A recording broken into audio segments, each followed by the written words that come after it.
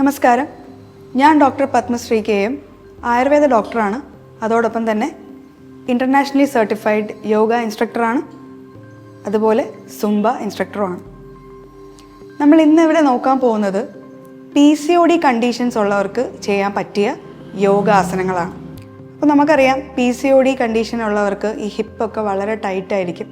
അപ്പോൾ അവർക്ക് നല്ല രീതിയിലുള്ള ഹിപ്പ് ഓപ്പണിംഗ് ആയിട്ടുള്ള സാധനങ്ങൾ കുറച്ച് ചെയ്യേണ്ടതായിട്ടുണ്ട്.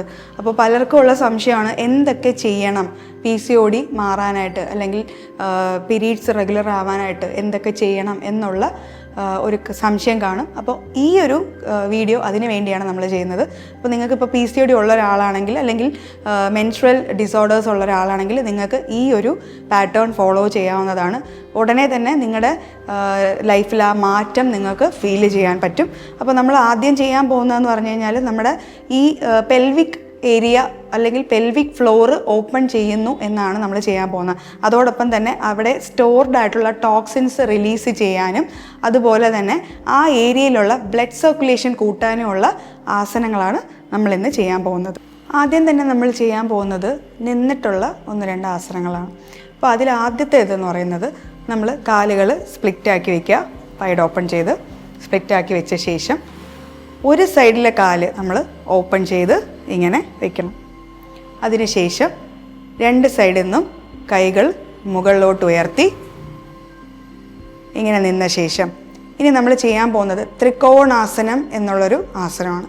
അപ്പോൾ നമ്മളെ കണ്ടു കഴിഞ്ഞാൽ നമ്മൾ ട്രയാങ്കിൾ പോലെ ഇരിക്കും, അതുകൊണ്ടാണ് ത്രികോണാസനം എന്നുള്ള പേര് വന്നത്. ഇനി പതുക്കെ സൈഡിലോട്ട് ബെൻഡ് ചെയ്ത് ഇങ്ങനെ പോകാൻ ശ്രമിക്കാം.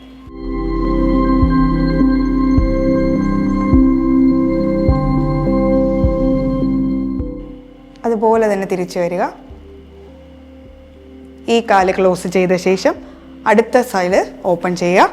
അതുപോലെ തന്നെ ആ സൈഡിലോട്ട് നമ്മൾ പോകുന്നു ഇങ്ങനെ.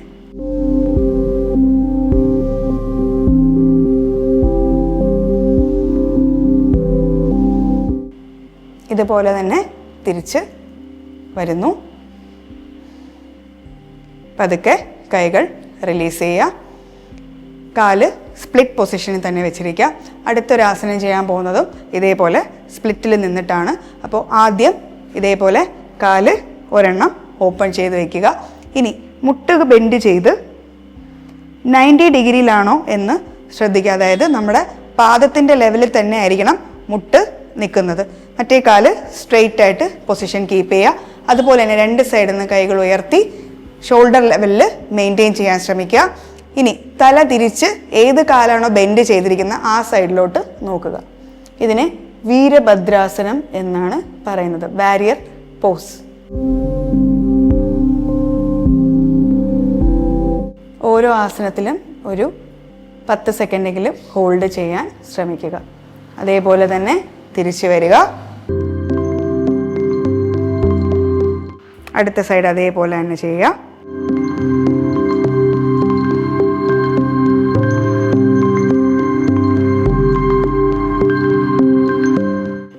ഇതിലും ഒരു 10 സെക്കൻഡ് ഹോൾഡ് ചെയ്യാൻ ശ്രമിക്കുക. അതേപോലെ തന്നെ തിരിച്ച് വരിക. അടുത്തതായി നമ്മൾ ചെയ്യാൻ പോകുന്നത് ഇതേപോലെ തന്നെ തിരിഞ്ഞ് സൈഡിലോട്ട് പ്ലേസ് ചെയ്ത് നിൽക്കുക. ഒരു കാല് ഓപ്പൺ ചെയ്യുന്നത് പോലെ തന്നെ മറ്റേ കാലും തിരിച്ച് അങ്ങനെ വയ്ക്കുക.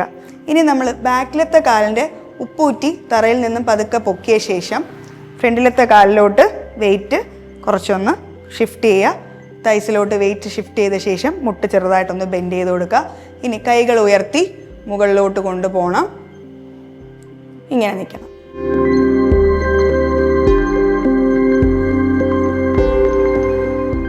ഇതിലും നമ്മളൊരു 5 മുതൽ 10 സെക്കൻഡ് വരെ ഹോൾഡ് ചെയ്യാൻ ശ്രമിക്കുക. ഈ സമയത്ത് നമ്മുടെ തൈസിലോട്ട് കുറച്ച് വെയിറ്റ് തോന്നും. അതുപോലെ തന്നെ ബാക്കിലത്തെ കാല് സ്ട്രെയിറ്റ് ആയിട്ടിരിക്കുന്ന കാലിൽ തൈസിലും ചെറിയൊരു പിടുത്തം വരും. അതേപോലെ റിലീസ് ചെയ്യുക. തിരിച്ച് ആ സൈഡിലോട്ട് പോവുക. സ്പ്ലിറ്റ് എപ്പോഴും നമ്മൾ മെയിൻറ്റെയിൻ ചെയ്താൽ മതിയാവും. കാല് മാത്രം തിരിച്ച് കൊണ്ടുപോയാൽ തന്നെ കറക്റ്റായിട്ട് ചെയ്യാൻ പറ്റും. അതൊക്കെ ബെൻഡ് ചെയ്യുക. 2 സൈഡിൽ നിന്നും കൈ മുകളിലോട്ട് കൊണ്ടുവരിക. സ്റ്റേ ചെയ്യുക. ഇതിൽ തന്നെ നോർമലി ഇൻഹെയിൽ ചെയ്യുക, നോർമലി എക്സെയിൽ ചെയ്യുക.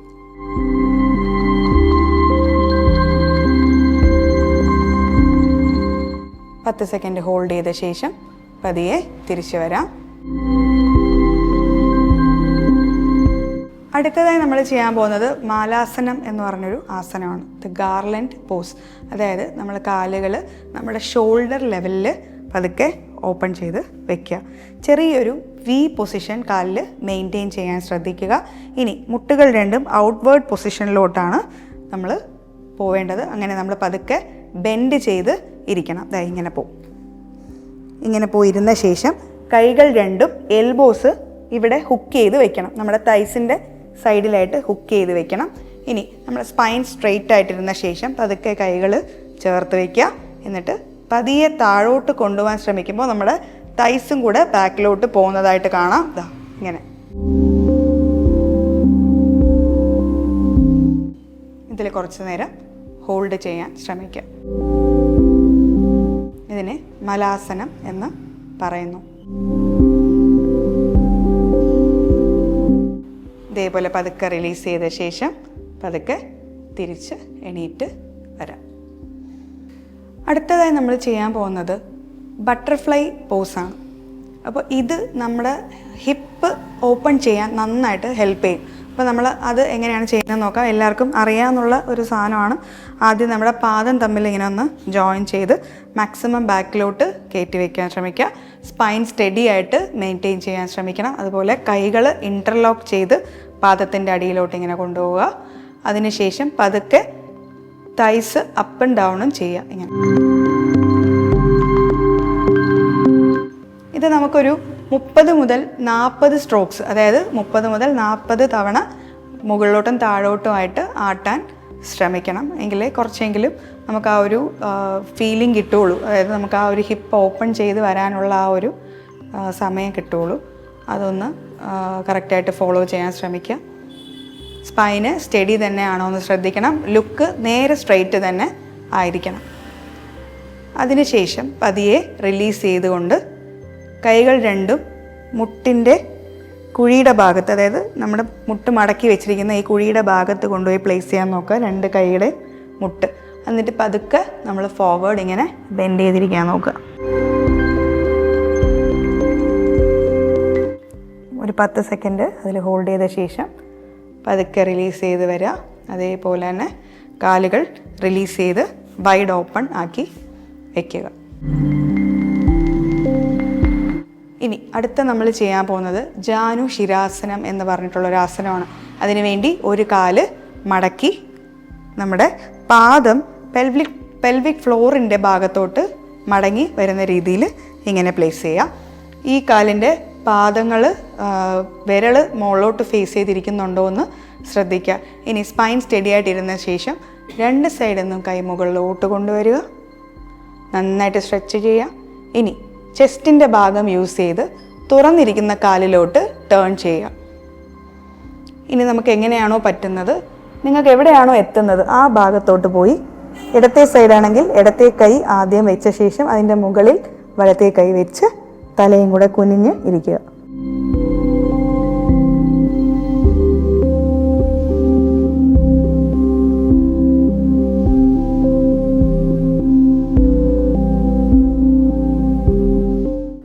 പത്ത് സെക്കൻഡ് ഇരുന്ന ശേഷം വളരെ പതുക്കെ തന്നെ തിരിച്ച് വരിക.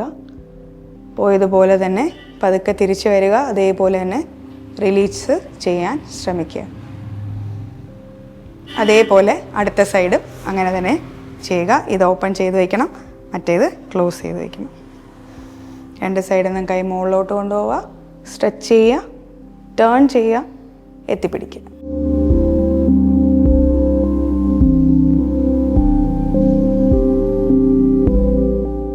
ഇനി നിങ്ങൾക്ക് ഇങ്ങനെ എത്താൻ പ്രയാസമാണെങ്കിൽ നിങ്ങൾ ഇങ്ങനെ തന്നെ ഇരിക്കണമെന്ന് ഒരു നിർബന്ധവും ഇല്ല. നിങ്ങൾക്ക് എവിടെയാണോ എത്തുന്നത് അവിടെയാണ് എത്തുന്നതെങ്കിൽ അവിടെ എത്തിപ്പിടിച്ചിട്ട് അവിടെ അങ്ങ് ഇരിക്കുക. എവിടെയാണോ എത്തുന്നത് അവിടെ ഇരുന്നിട്ട് തല കുനിഞ്ഞ് ഇരിക്കാൻ ശ്രമിക്കുക. എത്തുന്നവർ അങ്ങോട്ടങ്ങോട്ട് കയറി കയറി പോകാൻ ശ്രമിക്കുക. നിങ്ങൾക്ക് എത്രയാണോ പറ്റുന്നത് അത്രയും മാത്രം ചെയ്യാൻ ശ്രമിക്കുക. തിരിച്ച് അതേപോലെ തന്നെ റിലീസ് ചെയ്ത് വരിക. ഇനി അടുത്ത നമ്മൾ ചെയ്യാൻ പോകുന്നത് കപോദാസനമാണ്. അപ്പോൾ ഇങ്ങനൊരു പൊസിഷൻ ഇരുന്നിട്ട് ഈ കാല് പതിയെ നമുക്ക് പുറകിലോട്ട് കൊണ്ടുപോവാം. അതായത് ഇങ്ങനെ കൊണ്ടുപോകാം. പതുക്കെ കൈകൾ ഇങ്ങനെ വെച്ച ശേഷം ഇവിടെ സപ്പോർട്ട് ചെയ്യുക. എന്നിട്ട് പാദം നമ്മുടെ മാറ്റിൻ്റെ സെൻറ്ററിൽ വരുന്ന പോലെയും പതുക്കെ ഇങ്ങനെ എണീറ്റ് നടുക്കോട്ട് ഇരിക്കാൻ ശ്രമിക്കുക. ഇനി പതുക്കെ ഒന്ന് മുകളിലോട്ട് സ്ട്രെച്ച് ചെയ്യും. ഇതിനെ കപോദാസനം അല്ലെങ്കിൽ പീജിയൻ സ്ട്രെച്ച് എന്നാണ് പറയുന്നത്. മെയിൻലി പെൽവിക്ക് ഫ്ലോർ ഓപ്പൺ ആവുന്നതോടൊപ്പം തന്നെ നമ്മുടെ സയാറ്റിക് സ്ട്രെച്ചും ഇതിൻ്റെ കൂടെ നടക്കും. പൈറിഫോമസ് മസിൽ നന്നായിട്ട് റിലീസ് ആവാനും ഇത് സഹായിക്കും. പതുക്കെ തിരിച്ച് റിലീസ് ചെയ്യുക. അതേപോലെ തന്നെ അടുത്ത സൈഡ്.